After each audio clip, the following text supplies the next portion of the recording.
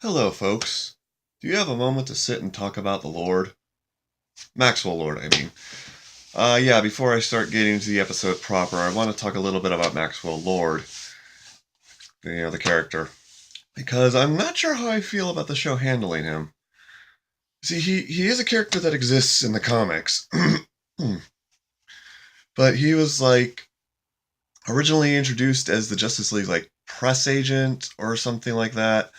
Basically, he was a smarmy a-hole, but Martian Manhunter basically performed a detect alignment spell and realized, okay, yeah, he's a jerk, but he's a good guy.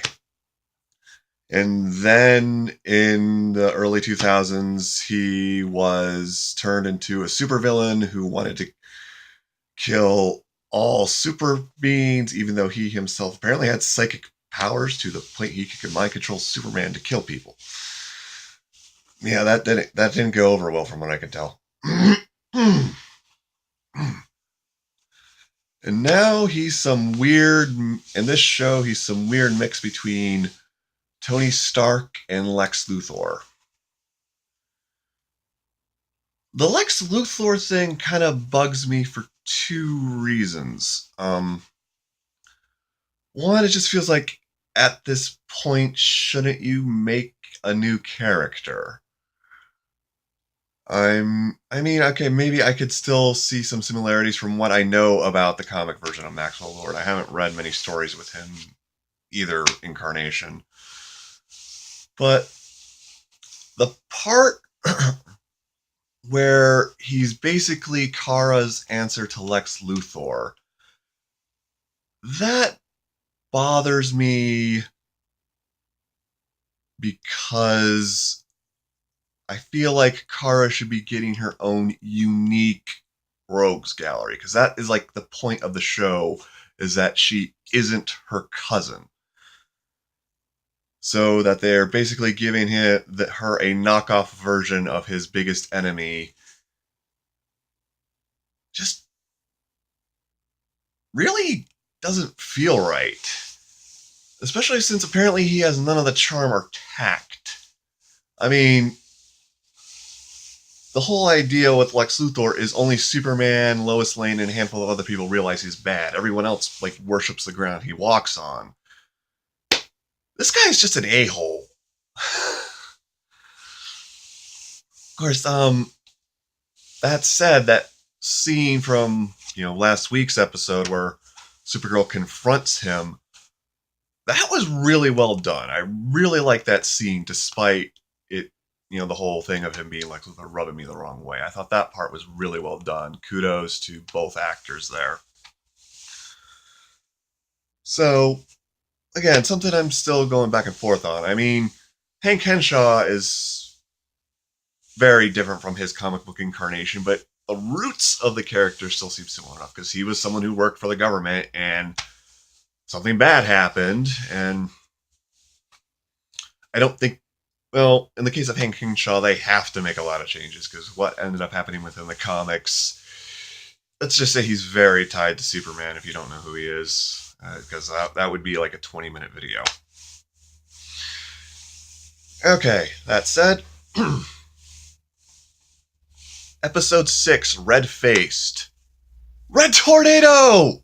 Oh my gosh, guys, Red Tornado! He's a lesser known DC character, but he's one I've recently become something of a fan of when Brad Meltzer took over writing Justice League.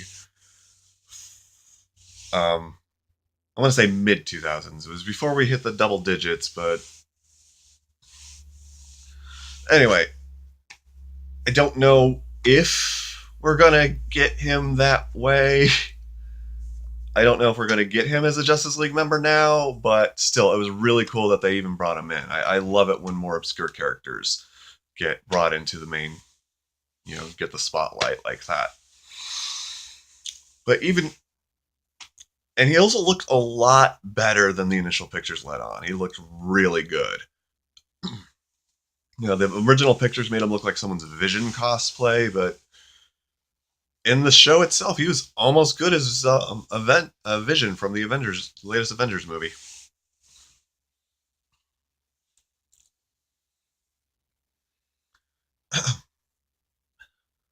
And this episode overall was possibly the best. I mean, the second episode after the pilot isn't as fresh in my memory anymore.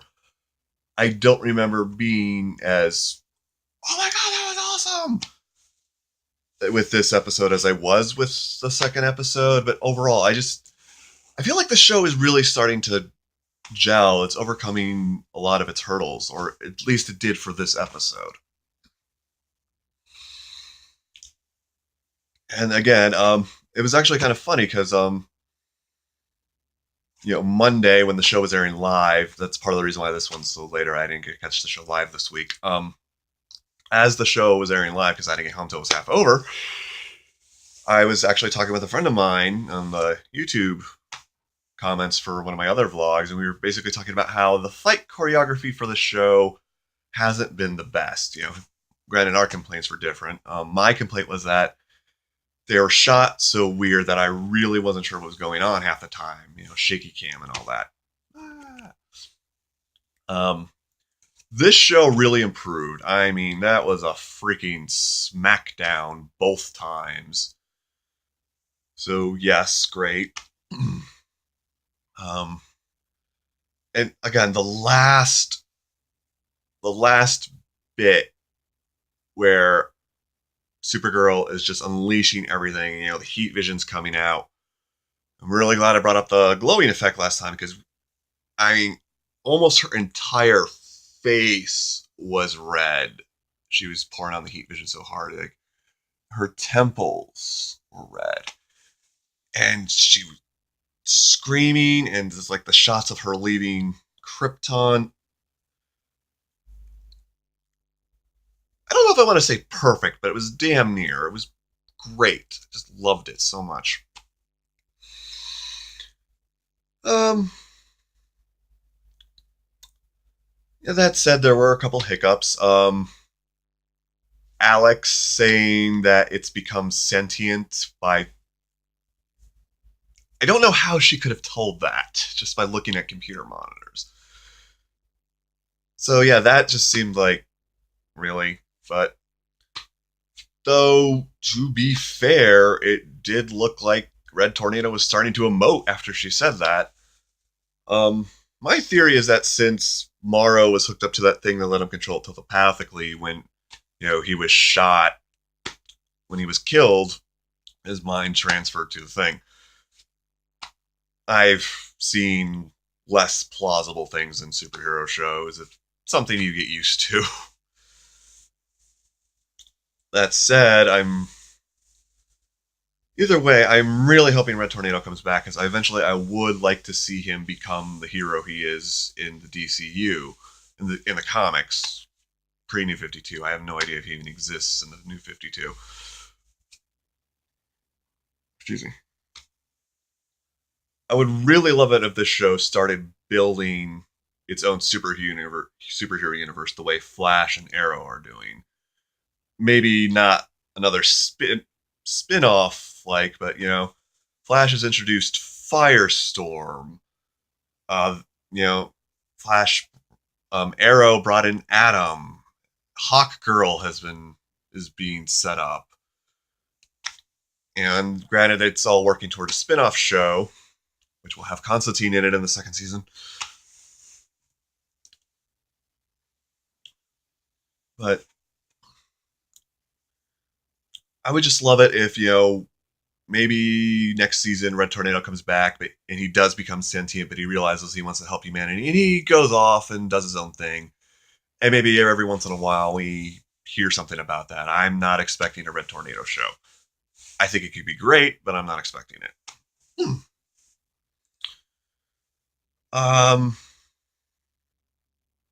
General Lane is a douche, but that's sort of his point, and just from what I can tell, just about every incarnation of that character is a douche.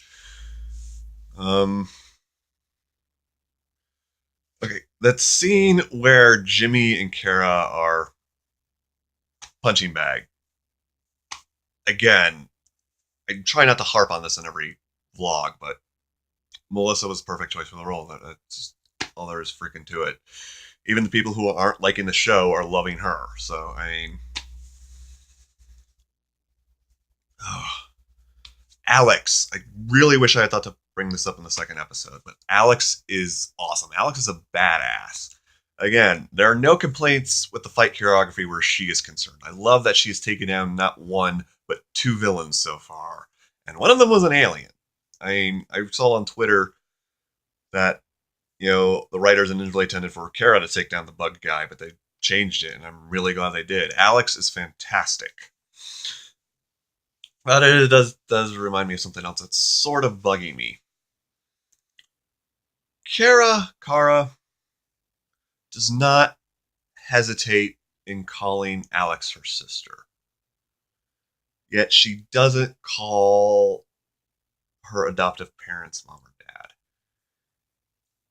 Now, if it was one or the other, I could live. I don't think I would even notice. But the fact that she keeps on talking about Samuel or Alex's father.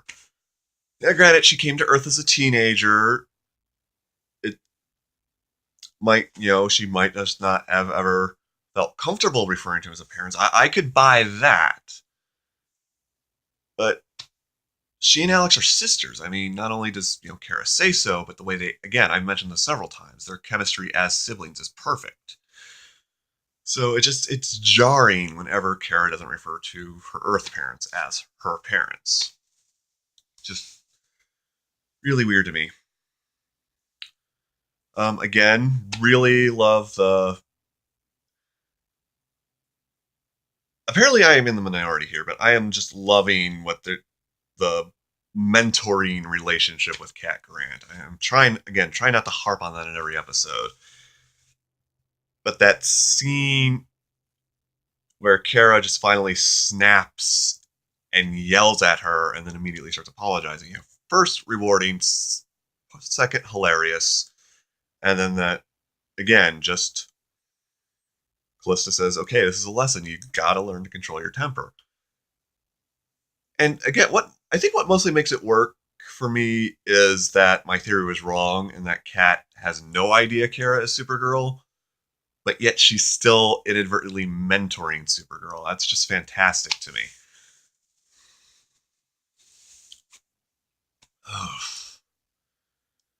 Hank Henshaw, really don't know what to make of this guy anymore. Because, okay, yeah, the glowy red eyes, and maybe kill Dean Cain's character.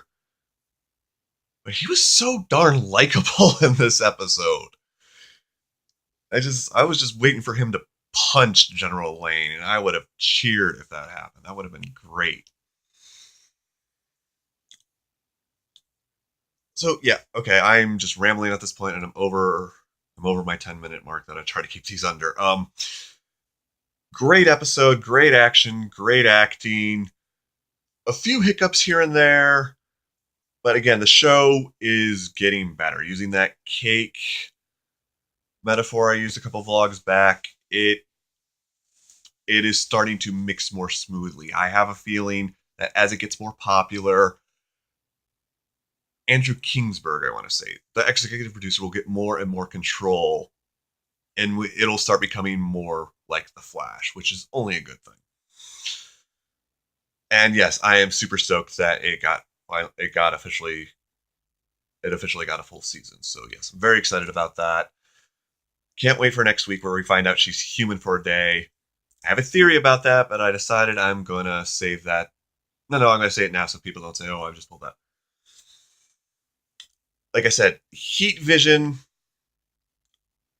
was just on full force. I've heard people explain the heat vision as a faucet. She had it on full blast. In the comics, how heat vision works is that is energy directly from their solar battery. Superman and, in this case, Supergirl solar battery, because they're powered by the sun, and that heat vision unleashes the solar.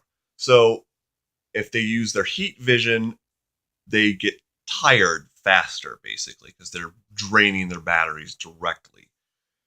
And as pointed out, heat vision just was coming out there. And so my theory is she drained her solar batteries so much that she's temporarily powerless.